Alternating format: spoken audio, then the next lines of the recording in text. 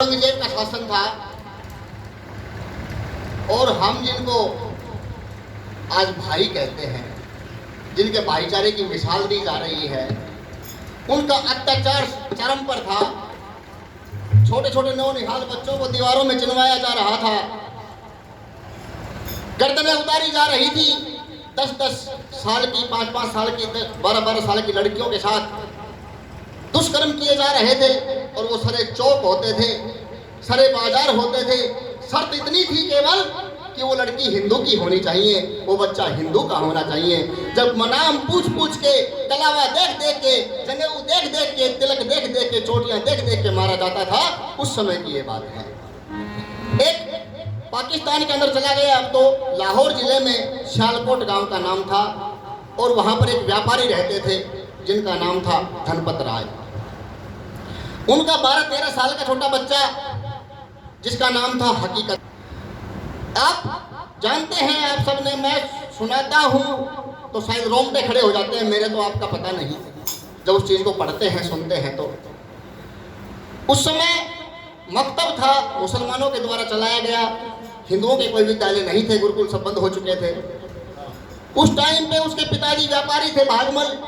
उन्होंने विचार किया कि भाई बच्चे को व्यापार में काम करवाने के लिए थोड़ा बहुत जोड़ घटा गुना भाग तो आना ही चाहिए, तो कुछ तो और कुछ नहीं तो कम से कम इतना भी सीख जाएगा, 2-4 साल इसको मकबरे में ही, मकतब में ही भेज देते हैं।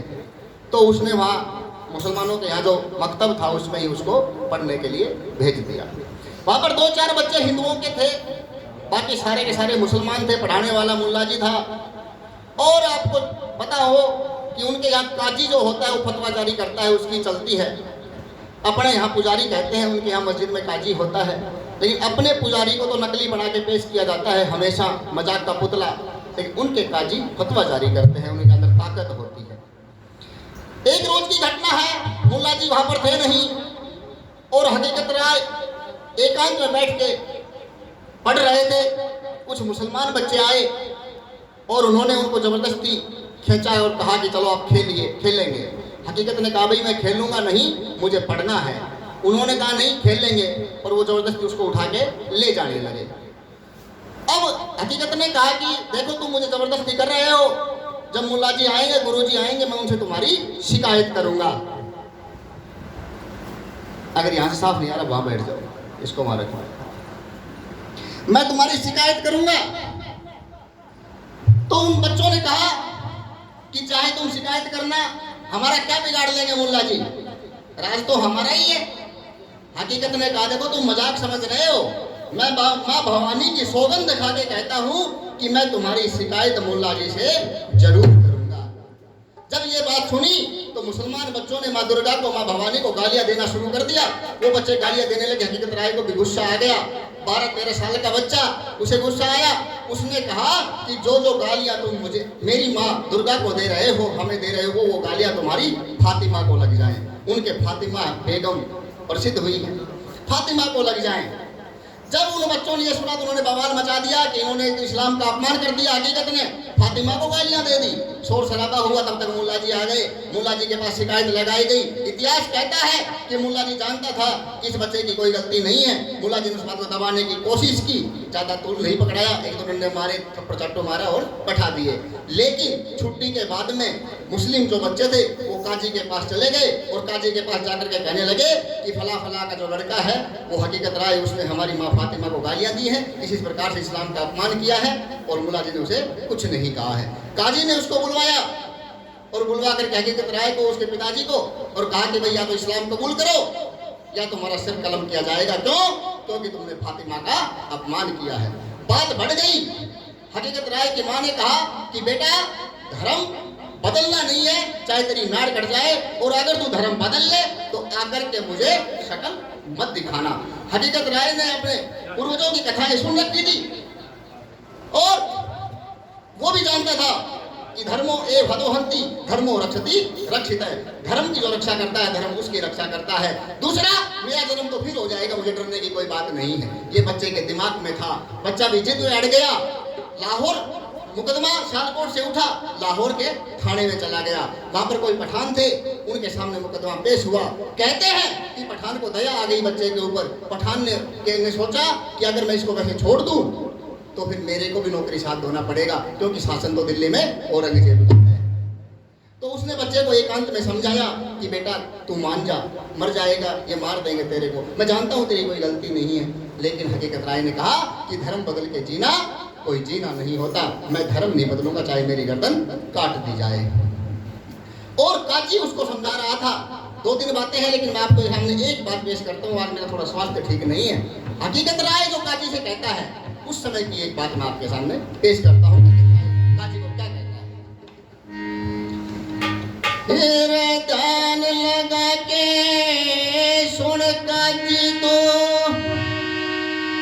हरनो कहता मैं थारे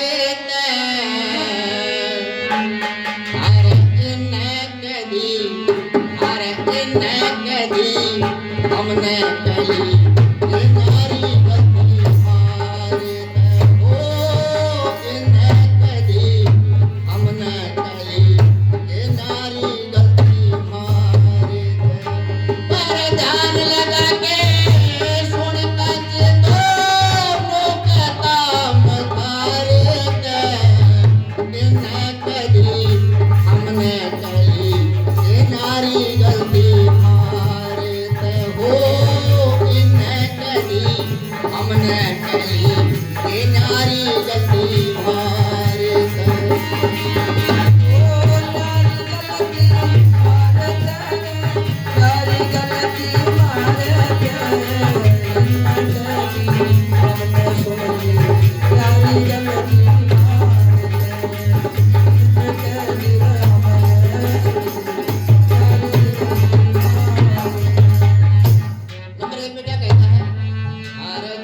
लगा के सुनिए काजी करता ना दिखाई मैं, मकतब के माँ बैठा बैठा करो था पढ़ाई मैं, आगे गाड़ी देने लगे ये कसर ना समाई मैं, फिर भी इन्हें कुछ ना बोला दुर्गे माई मैं, फिर भी इन्हें कुछ ना बोला दुर्गे माई। अरे इन्हें गाड़ी साफ दई रे,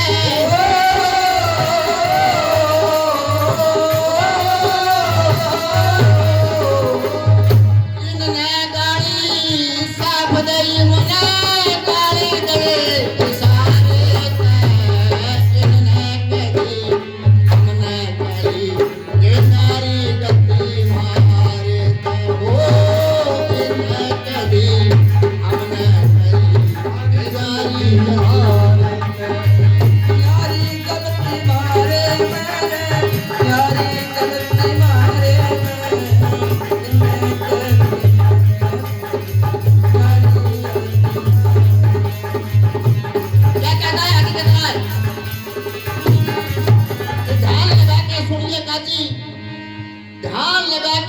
काजी करता ना टिठाई में, मकतब के माँ बैठा बैठा करूँ था पढ़ाई में, आके गाली देन लगे ये कसर ना समाई में, फिर भी इनते कुछ ना बोला दुर्गे माई में। और इनने गाली साफ दी, मैंने गाली दी इशारे से। कैसे कि जब इन्होंने मेरी माँ दुर्गा गाली दी तो मैंने सिर्फ इतना कहा कि जो गालियां तुम मेरी माँ दुर्गा को दे रहे हो वो तुम्हारी फातिमा को लग जाए। मैंने गाली साफ नहीं दी, मैंने इशारे से गाली दी। और तू क्या कहता है कि मैं धर्म को बदल लूं, तुम्हारा धर्म अच्छा है? अरे तू हमें समझाएगा? हम सत्य सनातन मोहम्मद से पहले कोई मुसलमान नहीं है, ईसा से पहले कोई ईसाई नहीं है, बुद्ध से पहले कोई बौद्ध नहीं है, हम सत्य और सनातन है। और तू धर्म को बदलने की बात करता है। मैं सच सच कहता हूँ, तू ध्यान से सुन। हर सच से सच्ची बात कहूँगा, सुनता चलिए सारी तू, मुझको फांसी जिनको फांसी करता है होशियारी तू, मैं दोषी तो ये भी दोषी, इतना सहनकारी तू, हरि भवानी हरि मारी फातिमा एक समझ में तारी तू तारी भवानी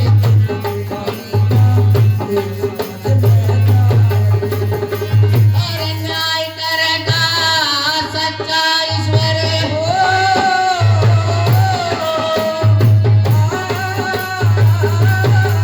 फिर न्याय करेगा सच्चा ईश्वर न्याय बड़ा न थारे के इन्हें कह दी हमने कही ये नारी गंदी मारे हो इन्हें कह दी हमने कही ये नारी गंदी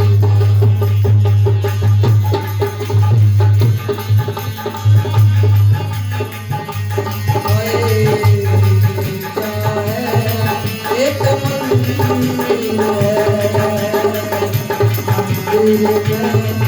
एक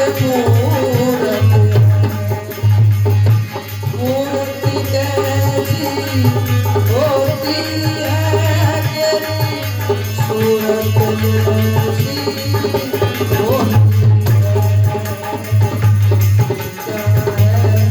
एक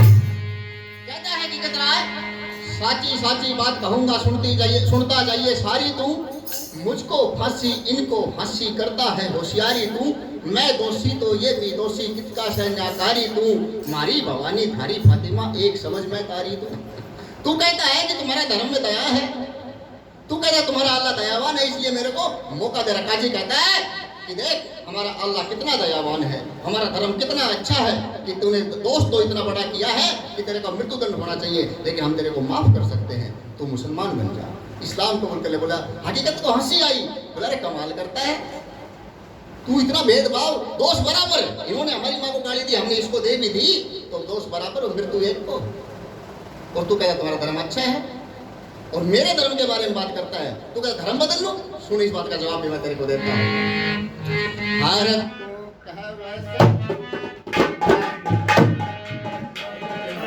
को कहा वैसे धर्म बदल ले सुन इसका के उत्तर दो हमारा धर्म से सत्य सनातन इसे बदल में तो कर लो मंदिर छोड़ो मस्जिद जाऊं गाय बेच तू सोवर लो धर्म के खातिर जेड़ा मरना धर्म के बदले ले सारे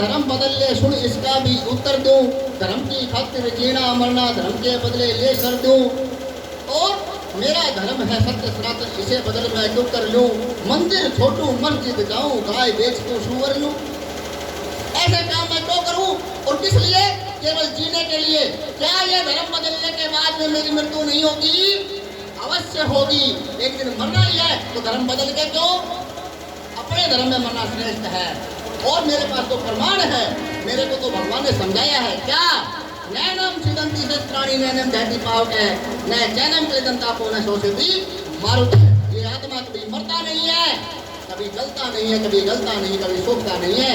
अरे तुम तो मर जाओगे तो तुम्हारे पास दूसरा जन्म नहीं है। हम जितनी बार मरेंगे पुनः जन्म लेंगे, हमें डरने की कोई आवश्यकता नहीं है। और अंत में क्या कहता है? हर धर्म त्यजो नष्ट धर्म से पढ़ के देख मनो परमाण। अपने धर्म पर अडिग रहूं मैं, ये सक जाओ मेरी जान। अडिग अमर है मेरी आत्मा, बात ये कहते हैं भगवान। माँ का दूध लजाओ को ना, आज देख ले सारा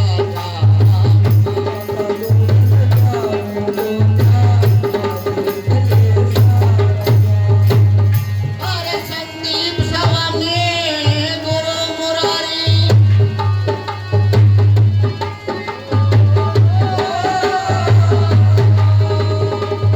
अरे संदीप स्वामी गुरु मुरारी, ना गावे बिना विचार।